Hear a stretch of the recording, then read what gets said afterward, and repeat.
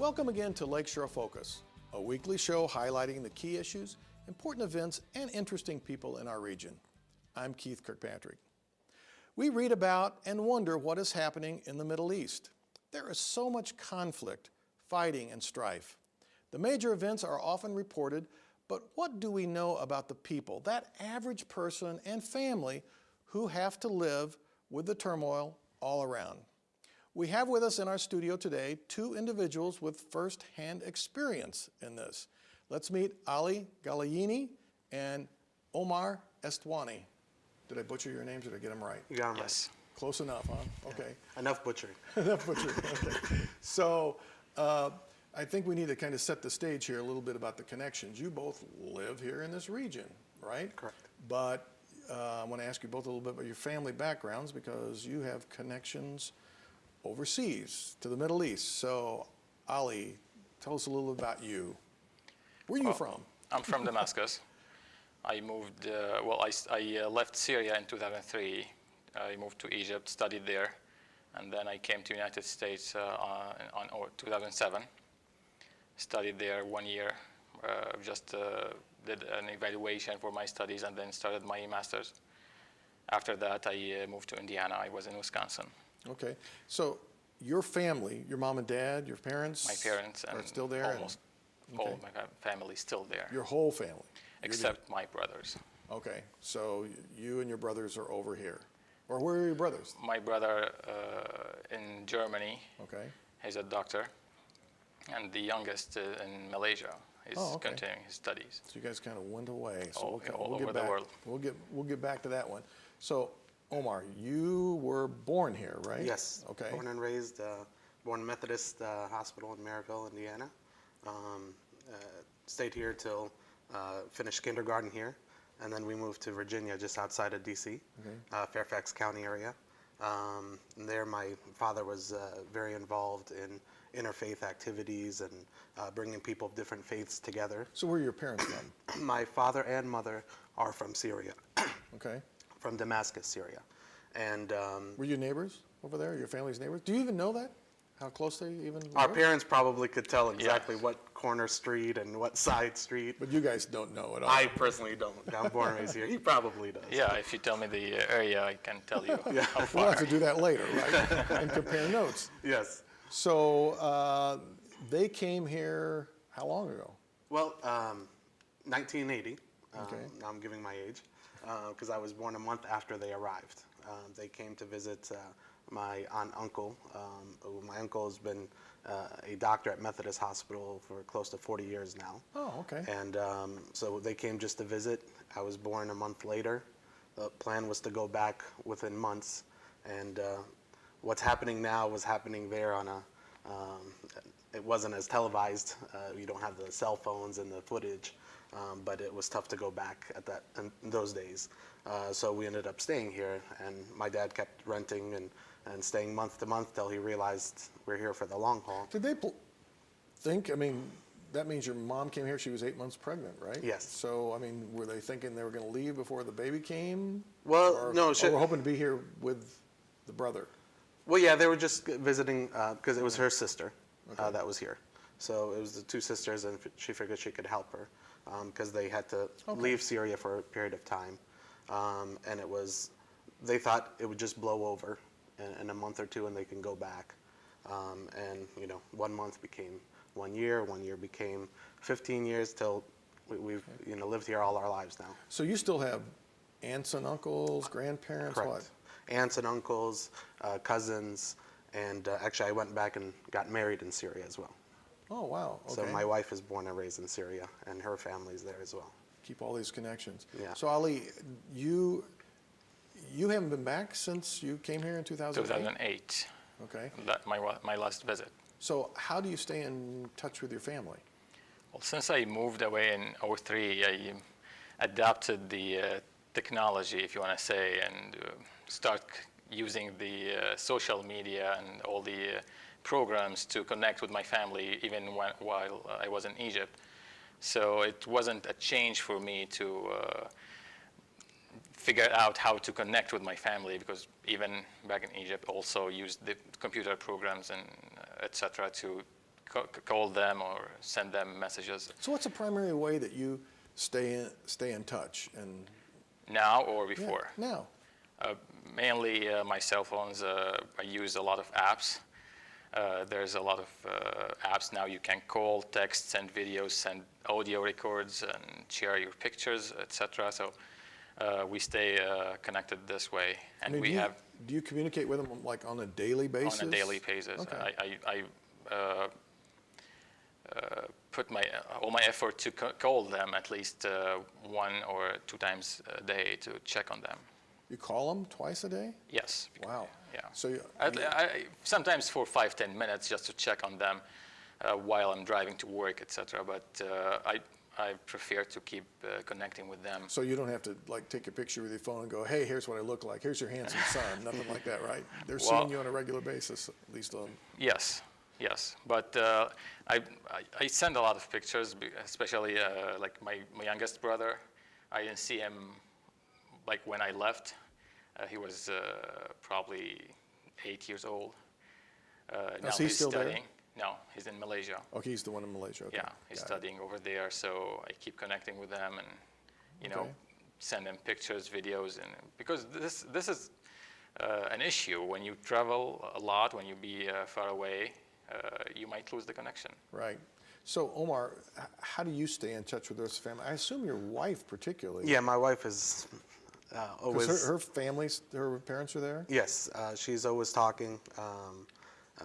Like you said, back then it was through, phone cards, and the bills used to be outrageous. Astronomical, yes. Now, luckily, not to do any product placement, you got the Viber and the WhatsApp and all these different applications that you can speak for free.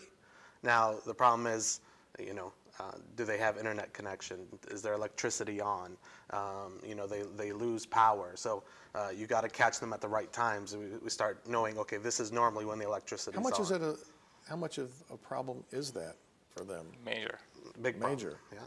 So you're at work and you go, hey, I think I check on them.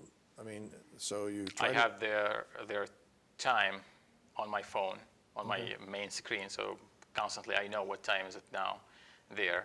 So I know when to call. And I call them. But what happens when you try to reach them and the electricity's Well, off? this is the story. After everything happened, like with the crisis and everything over there, people start to be creative and find a way to solve their issues, especially with electricity, as you mentioned. Sometimes there's no electricity for 4 or 5 hours, and then the electricity come back for 1 or 2 hours and then cut again. So that's an issue. If you can't live this way, so people found other ways to generate electricity. Sometimes some people brought their, like a new battery, a car battery, and generate electricity out of it just to turn on like a router to make the internet works, and maybe 2 or 3 lights, Okay. LED lights. Well, so it's interesting. We now see how closely you keep in contact, and that was part of what I hope this show would share is, that you could share kind of like what's their life like there. What's kind of, I mean, we see pictures on TV, but most of everything shown is like the fighting and all, planes flying and all this stuff, but they're living there. So you said electricity's out. I mean, what do they, I guess, complain about? I mean, it's like, what do they upsets them the most in terms of living conditions? Well, unfortunately, they have to be very careful about what they complain about, because they're afraid of maybe it is heard, Okay. maybe it is being tracked. So to them, they paint the most beautiful picture. Oh, life is great, everything's going here wonderfully. Every once in a while, you can pick up on, we didn't have electricity, we didn't have this, but I mean, things that are inevitable to share. But they really try and paint a nice picture, and I mean, we can see right through it.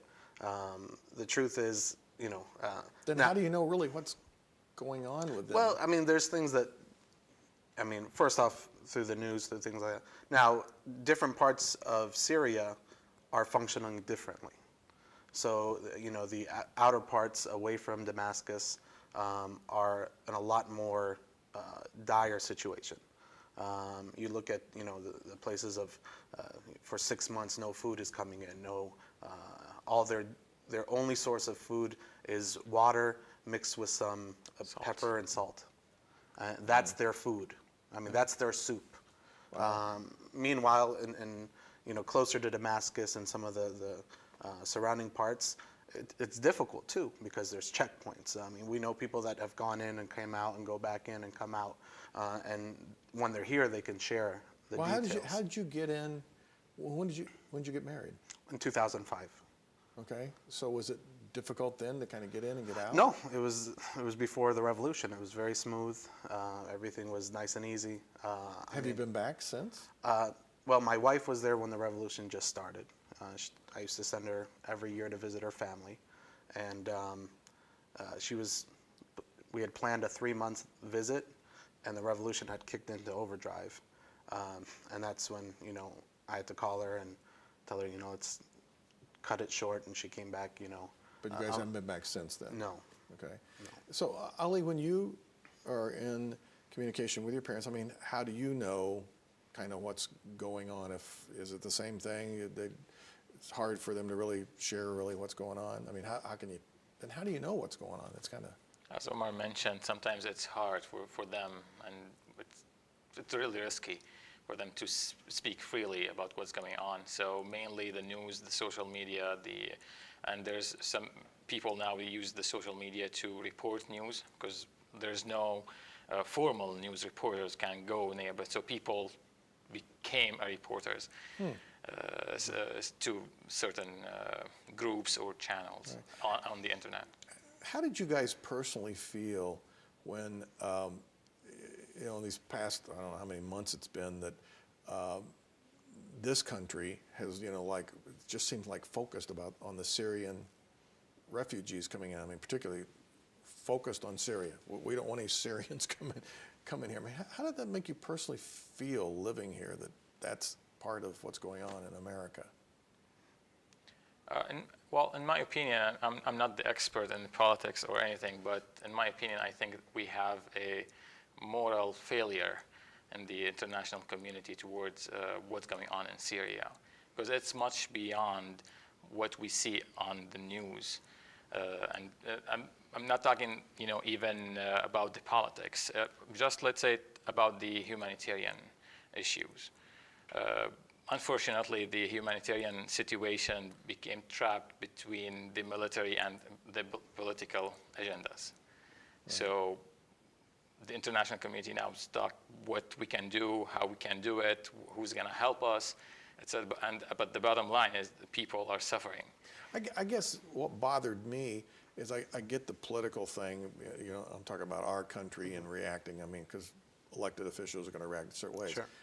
But I guess what concerned me was just the average person, just so much reaction from people, where you just seeing general Americans go, keep those people out. Yeah, I mean, definitely for me, being born and raised here, pre 9/11, just seeing the warmth, the beauty of this country, how welcoming it was. I never felt ostracized. I never felt like I was made fun of. A little bit when the first Iraq war happened, there were some incidents that happened, but it wasn't major. Overall, I felt very welcomed in the school systems. Whenever my father would go and say, oh, my son can't be a part of this because of religious this, it was all wonderful. Then after 9/11, things started turning. And you see attitudes begin to change.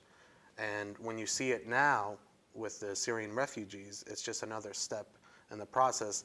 And it's really when our families left Syria because of those conditions. And before, Syria didn't have the conditions to that level. When they started seeing that, that's when they started leaving. So it's almost, as an American, seeing what we saw in the past, to see it starting to happen here is very scary. That's really interesting. I mean, so what we are concerned about happening in other parts of the world, not just Syria, but other parts of the world, when we start reacting that way, we're doing what's going on in those same places. So when they took away the civil liberties out of fear of this and fear of that, and people stopped having their rights. Like when I was 8, 9 years old, I was finally going to visit Syria for the first time. I was told, do not speak any politics, no matter what. I mean, there was a joke actually that an American tells a Syrian, in America we can say whatever we want about Obama. Right in front of the White House, we can stand there and mock Obama and say whatever we want. And the Syrian guy says, I can stand in front of my government buildings and mock Obama too. So I mean, but speaking about that government, Right. you can't. Even if it's a positive criticism, you can't do it. That's so interesting. Again, just kind of thinking about our culture here, and that we really are doing some of the same things that we're concerned about over there by trying to stop it. It's an interesting twist. Have you ever, either of you, Ali, have you felt at any time, or even when you heard some of these first things like, oh, don't let Syrian immigrants come here, that affect you? I mean, you were like, wait a second, that bothers me? Bothers me because someone said that or think this way, but me personally, I didn't have any issues or any problems at all since I came But it bothers you that there are people who think that way. Yes, definitely. I'd like to say something, because it bothers anybody with a real conscious of understanding what's going on. The problem is a lot of people really don't know.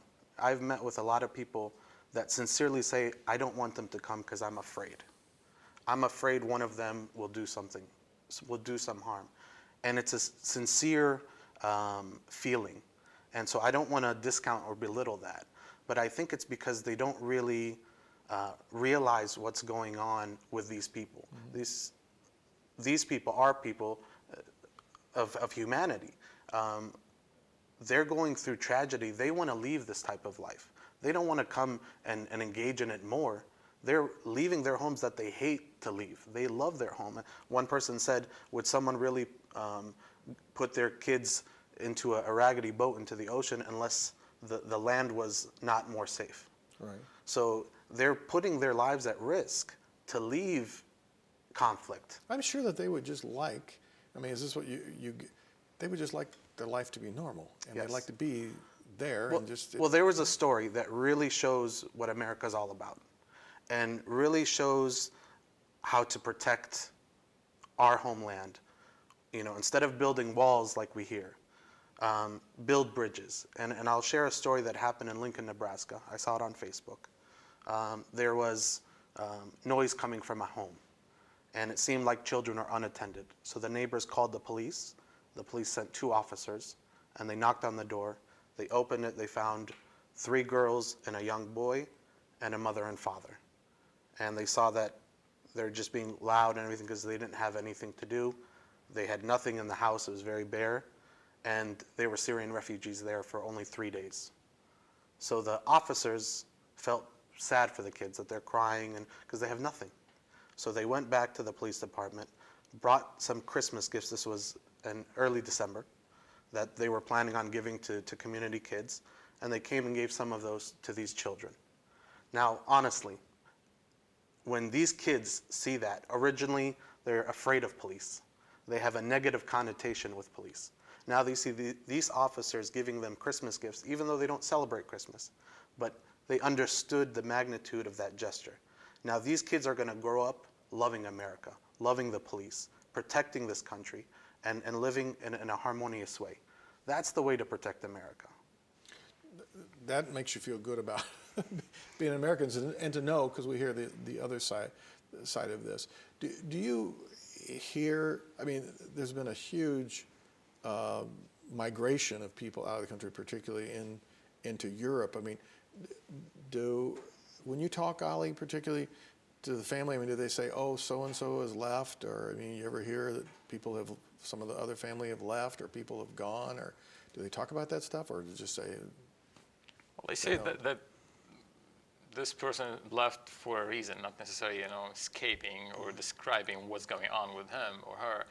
Just like he left. Right. Like we know what's going on. Right. Yeah. But They don't elaborate. So No. they see their neighbors and some people leaving. Yeah. Okay. A lot of people left. A lot of people. Yeah, my brother-in-law, he had to leave. He was of military age. He was afraid he might be taken, and he left. And he's in Germany, which Germany has become really, our thanks to the people of Germany for the way they've welcomed in the refugees. And I went and visited him. Me and my wife went and visited him, and he took us to the refugee camps. And this is like the best place for refugees. And what I saw was unbelievable. The homes that they were living in are the truck containers stacked on top of each other. Each container has 3 bunk beds, so 6 person per container. And then in this little tiny neighborhood that they created, there's 1 container for a men's bathroom, 1 container for a women's bathroom. And that's how they have to live. Wow. Luckily, over time, he worked hard and he was able to get out into a studio, actually a dorm room. And for him, it was literally the size of a closet, but to him, it was like, move into a penthouse. Wow. And this was Germany, which we all love. And we still thank them for what they're doing, because the Syrian refugees are living in much worse conditions, are being rejected by so many countries, unfortunately. Well, we're down to the very end, but Ali has maybe a closing thought. This is not just Syria. This is other places in the world too. Can you translate a little of that? I mean, how do we need to care about other people too, right? I think we should put more attention to it's not small, one of the major issues, especially in Syria, and of course, as you mentioned, in other countries as well, which is education. I fear that Syria will face a generation without education because of this displaced people or people in refugees. As Omar mentioned, sometimes in the refugees camps, and these refugees camps, it's not the perfect situation. So people need to work hard, need to do something to get out of that situation. So I think if the international community would put more investment in this subject, maybe that will help lay the foundation of a brighter future. We could talk about this forever, so thank you both for being on here and sharing your thoughts. I really appreciate it, and I hope all's well with both your families. Thank you. Thank you.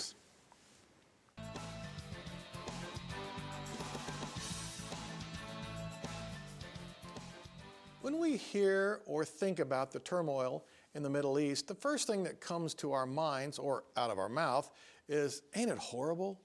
We think about the fighting, the conditions, the suffering, and the deaths. Where does it all come from? I believe that most of these terrible results are instigated by the actions of a relatively small group of people. We probably could not identify all of them, but we hear, and I imagine the people who live there know who they are. It's the leaders who motivate and order people to do things that impact the lives of others with such horrible consequences. Their anger, frustration, and fear get channeled into rhetoric and reactions that fires up their followers to carry out the dark missions that we discover as we read or listen to the news and stories from that region. Yesterday, I had an interesting phone conversation that has a strange way of connecting to this subject. Hang in there with me a minute. During the phone call with one of my credit card companies, I was attempting to correct an error and clarify how much was needed for my next payment. The person on the phone finally said $103.20. My response was to say, "That's all I owe?" She answered, "If you pay $103.20, you will be good." "Wow, paying that amount will make me a good person?" I inquired. She chuckled, and I retorted with, "Wouldn't it be great if paying $100 would truly make someone a good person?" I have a list of people I would gladly pay their fees. If I could add the names of the leaders in the Middle East and other parts of the world, we could establish a fund for donations. I am sure the money would roll in. Sadly, it doesn't work that way. Let's return to reality. I feel so sad for the large number of people who are simply caught in the middle of this mess. Certainly, they would just like to feed their families, make a living wage, go to school, worship in the holy places, love their children, and live in peace. Normally, my final words of these closing remarks end with a call to action. In this situation, I'm at a loss. Prayers, donations to a relief agency, letters to Congress, or words of kindness to people who have families there all seem a little shallow. I am not recommending you stop those responses because I do think they make a difference. It just seems not enough. What more can we do? Think about it and talk about it. Then share your thoughts with me. I'd like to hear them. Thanks for watching, and we would like your comments about today's show or anything happening in our region. You can send your emails or convey your thoughts through our website. Both are listed on your screen. When you access our website, you could view past episodes and share them as a discussion starter for classes in school or groups who have interest in our wide array of topics and issues. Join us again next week for another Lakeshore Focus. Until then, I'm Keith Kirkpatrick saying, make a positive difference in our world today.